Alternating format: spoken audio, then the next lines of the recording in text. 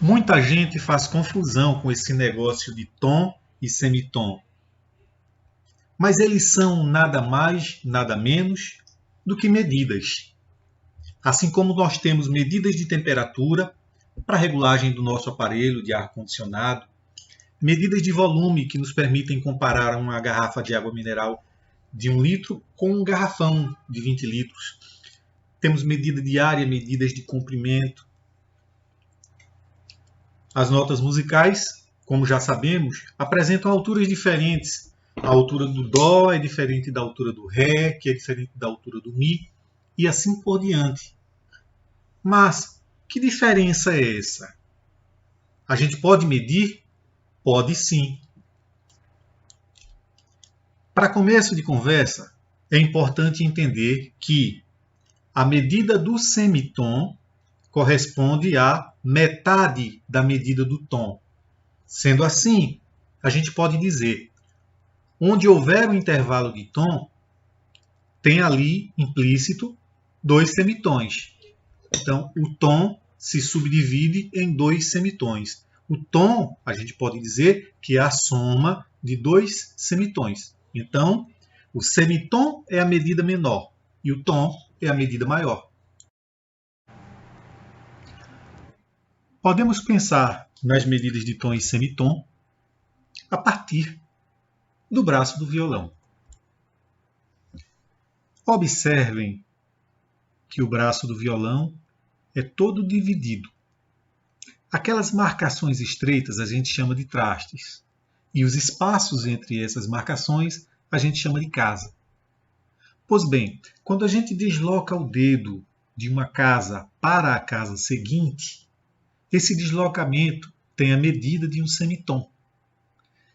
Mas se a gente desloca o dedo saltando, pulando uma casa, esse movimento tem a medida de um tom.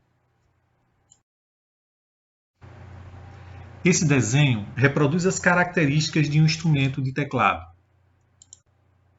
As notas naturais Dó, Ré, Mi, Fá, Sol, Lá, Si e Dó são obtidas nas teclas brancas, que são contínuas.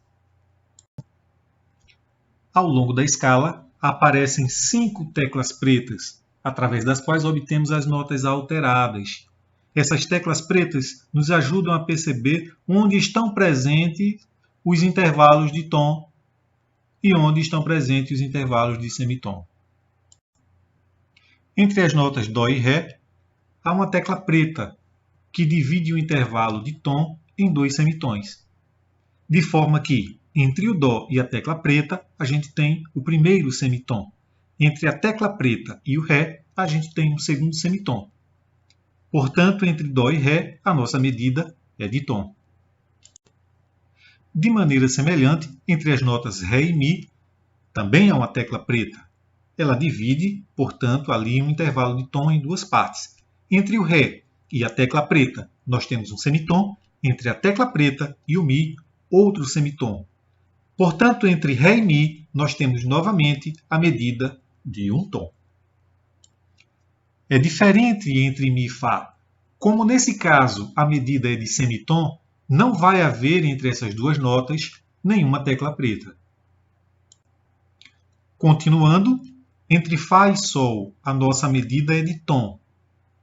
Entre Sol e Lá, a nossa medida é de tom. E entre Lá e Si, nossa medida é de tom.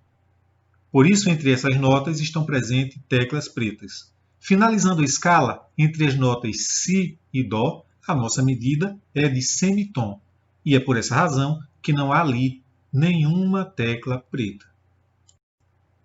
Desse modo, temos na escala de Dó maior 5 intervalos de tom e 2 intervalos de semitom.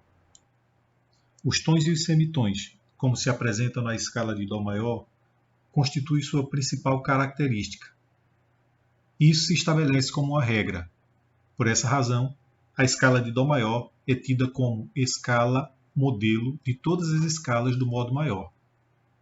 Significa que, em todas as escalas do modo maior, nós vamos ter os intervalos de tons e semitons nessas mesmas posições.